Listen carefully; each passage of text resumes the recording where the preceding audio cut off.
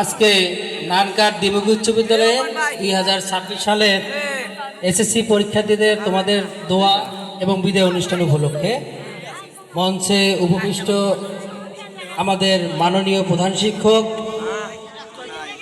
পাশাপাশি আমাদের সহকারী প্রধান শিক্ষক এবং আমার সহকর্মীবৃন্দু এবং আমার মঞ্চের সামনে উপস্থিত আমাদের মঞ্চকে আলোকিত করেছে যারা, তারা হচ্ছে আমাদের প্রাণপ্রিয় স্টুডেন্ট। সবার প্রতি আমার শুভেচ্ছা ভালোবাসা রইল। সবার প্রতি আদাব, নমস্কার। আজকের এই দিনে বিদায় বিষয়টা আসলে আমি কোনোদিন এভাবে কখনো কথা বলিনি কোনো প্রোগ্রামে। আমার ভুল ত্রুটি হতে পারে, ভুল ত্রুটি মার্জনীয়। রবীন্দ্রনাথের একটা কথা আছে, যেতে নাহি দিব হয় তবু চলে যায়, এই ধরনের একটা বাক্য আছে। তো আমরা আসলে এটা কিছুক্ষণ আগে আমাদের শিক্ষার্থীদের মাঝে একজন বলে গিয়েছে যে হচ্ছে এটা একটা হচ্ছে সময়ের পরিক্রমা, এটা মাত্র আনুষ্ঠানিকতা। এবং এটা আজকে আমরা যারাই আজকে 6-7 আমরা দীর্ঘদিন ধরে যারা পড়াশোনা করে এসএসসি দেব, শেষ পর্যন্ত গিয়ে আমরা কিন্তু একটা সময় এখান থেকে চলে যাব। তো আমরা যাব কোথায়? বিদায়টা তো আমাদের এই অর্থে ব্যবহৃত হচ্ছে, তাই না?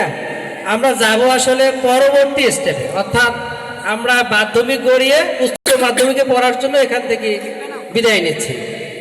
জাস্ট আমরা এখানে শুধুমাত্র আনুষ্ঠানিকতা করতেছি। আমাদের এই বিদায় চিরবিদায় নয়। আমরা তোমাদের হয়তো মনে থাকবে, হয়তো ক্লাসে অনেক সময় দুষ্টামি করো, অনেক সময় ফাজলামি করো, আমরা হয়তো তোমাদেরকে বকাবকি করি, কিন্তু আসলেই সেটা না। সেই বকাবকিটা ওই জন্য না, তোমাদের আগামীর পথ, আগামীর তোমরা ভবিষ্যৎ, তো তোমাদের ভালোর জন্য তোমরা যাতে এই জিনিসগুলো খেয়াল রাখো, এই জিনিসগুলোকে কন্ট্রোল করে সামনের দিকে এগিয়ে যেতে পারো, ভবিষ্যতে তোমার যেন এই ধরনের অসুবিধাগুলো না হয়, সেই বিষয়ের জন্য কিন্তু আমরা এই কথাগুলো বলি। মূলত তোমরা আমাকে কখনো যদি মনে করো যে না ওই স্যারটা ভালো ছিল, ঠিক আছে, আমরা হয়তো আমিও কখনো মনে করব যে না এ যারা আমাদের আজকে এসএসসি বিদায়ী ব্যাচ আছে তাদেরকেও আমি কখনো হয়তো ভুলে যেতে পারবো না। তারা কিন্তু আমার মনের কোঠায় বসবাস করবে এবং আমি আশা করি তোমাদের মনের কোঠাও আমি একটু হলেও জায়গা নিতে পারছি। আর কতটুকু সত্য আমি এটা জানি অবশ্য। তো আমাদের আসলে শিক্ষার্থীদের উদ্দেশ্যে একটা কথা আছে আমার।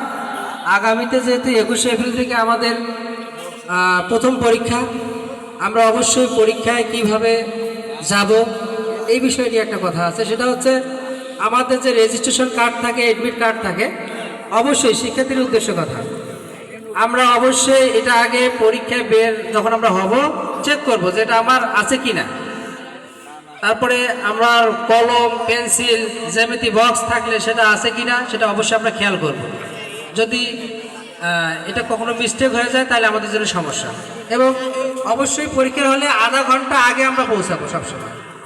আমাদের দেরি হলে পরীক্ষার হলে গিয়ে দেরি হবে, বাড়িতে দেরি করা যাবে।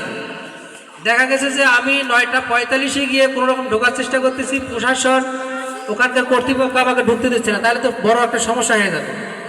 আমাদের কমপক্ষে আধা ঘন্টা আগে পরীক্ষার কেন্দ্রে যাইতে হবে। তো আমাদের এই বিষয়গুলো খেয়াল রাখতে হবে। পাশাপাশি আমরা